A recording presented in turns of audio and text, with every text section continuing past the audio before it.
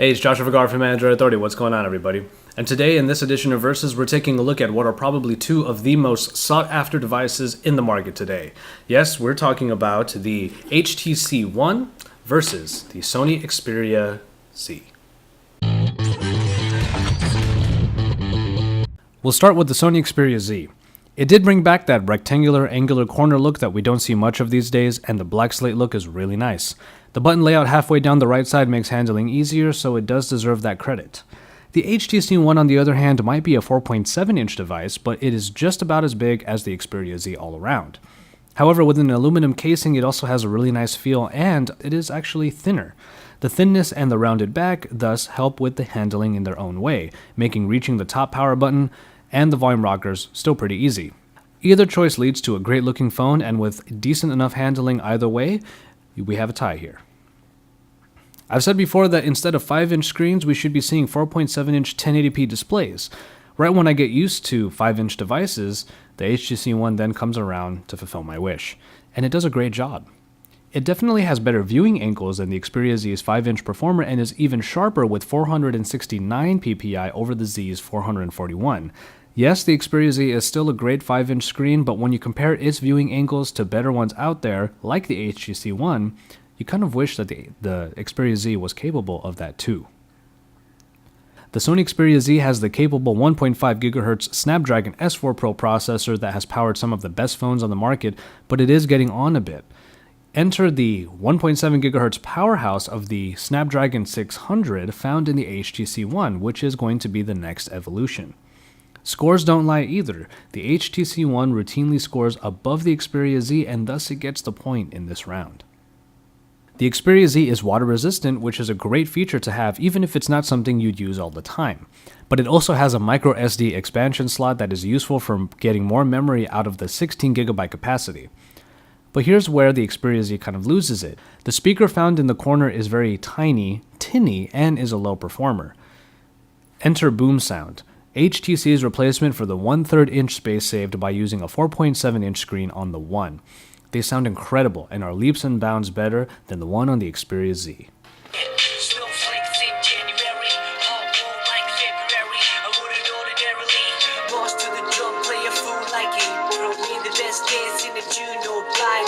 The base model of the HTC One also comes in 32GB, but a 64GB edition is also available. So with some great specific advantages on either device, both get a point for their capabilities. The two batteries are basically the same here, with a 2330 mAh unit in the Xperia Z and a 2300 unit in the HTC One. With such close competitors, I personally found that the battery life was about the same with either device getting through a full days of work. And now the cameras. The Sony Xperia Z's Exmor RS optics have 13 megapixels at their disposal, and they do perform quite decently. A slightly darker tone is found on each picture, and the superior auto does a pretty good job of picking one of the many scene modes for just what you need in your shot. Now, you would think that the 4 megapixel count on the HTC One would put it at a loss, but we're talking about ultra pixels here that are supposed to go above and beyond for your pictures. And to be honest, they actually do. Low light performance is the big development here, as the ultra pixels really do well to capture enough light for a decent photo. Unless you really want larger sized pictures, the HTC One pretty much has the same capabilities of the Xperia Z, along with HTC Zoe, which can put your pictures and videos into nice looking montages. So its low light performance then puts it on top. Software is where things get interesting. The Sony Xperia Z does have the Xperia UI that puts together ice cream sandwich elements with jelly bean features like Google Now, and the Sony additions like small apps and the Walkman player. It's a nice melting pot of design elements and functionality that works quite well. HTC Sense is obviously what you get on the One, so everything has that spaced out look. But it's been given a new coat of polish, so it's easier on the eyes. The biggest improvement here, aside from font and general design, is Blink Feed. It's a Flipboard-esque interface found on the very left of the home screens and gives you access to social networks and news outlets in an attractive way. I personally really like it.